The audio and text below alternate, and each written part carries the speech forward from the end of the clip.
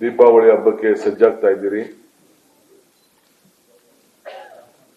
23ರಂದು ಘನವೆತ್ತ ರಾಜ್ಯಪಾಲರು ಗ್ರೇಟರ್ ಬೆಂಗಳೂರಿನ ಅನುಮೋದನೆ ಕೊಟ್ಟರು.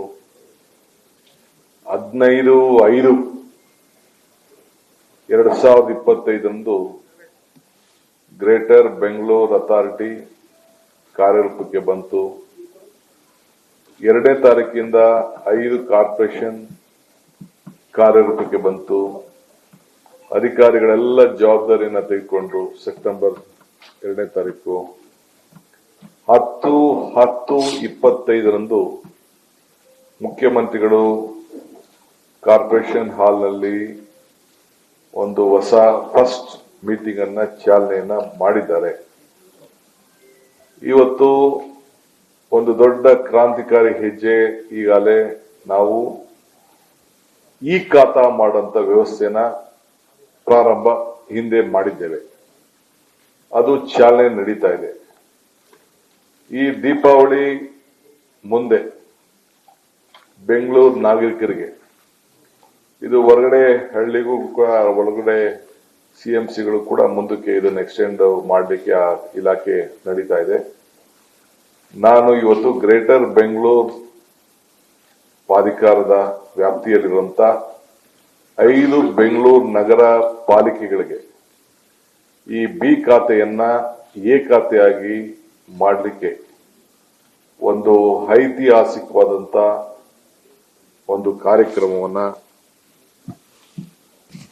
ಹಮ್ಮಿಕೊಂಡಿದ್ದೆ. ಇದೊಂದು ರೆವಲ್ಯೂಷನ್ ಸ್ಟೆಪ್. ಇದು ಕ್ರಾಂತಿಕಾರಿ ಬದಲಾವಣೆ. ಬೆಂಗಳೂರು ನಾಗರಿಕರಿಗೆ ಒಂದು ಕ್ರಾಂತಿಕಾರಿ ಬದಲಾವಣೆ. 25 ಲಕ್ಷ ಆಸ್ತಿಗಳಿವೆ ಬೆಂಗಳೂರು ನಗರದಲ್ಲಿ. ಇಲ್ಲಿ 7.5 ಲಕ್ಷ ಎ ಖಾತಾ ಇದೆ, 7.5 ಲಕ್ಷ ಬಿ ಖಾತಾ ಇದೆ. ಸುಮಾರು ಅನುಮೋದನೆ ಇಲ್ಲದೆ ಬಿ ಖಾತೆ ಪಡೆಯಲು ಸುಮಾರು 7ರಿಂದ 8 ಲಕ್ಷ ಆಸ್ತಿಗಳು ನಮ್ಮ ವೆಬ್ಸೈಟ್ನಲ್ಲಿ ಖಾತಾ ಇರುವುದಿಲ್ಲ. ಸೊ ನಮ್ಮ ಸರ್ಕಾರದ 6ನೇ ಗ್ಯಾರಂಟಿ ಏನಪ್ಪಾ ಅಂದ್ರೆ ಎಲ್ಲರಿಗೂ ಕೂಡ ಭೂಮಿ ಗ್ಯಾರಂಟಿ, ಅಂದ್ರೆ ಅವರ ಆಸ್ತಿಗಳನ್ನ ಗ್ಯಾರಂಟಿಯಾಗಿ ಕಾಪಾಡಿಕೊಳ್ಳಿಕ್ಕೆ ಇದೊಂದು ದೊಡ್ಡ ಕ್ರಾಂತಿಕಾರಿ ಬದಲಾವಣೆಯನ್ನ ನಾವು ಮಾಡಿದ್ದೇವೆ.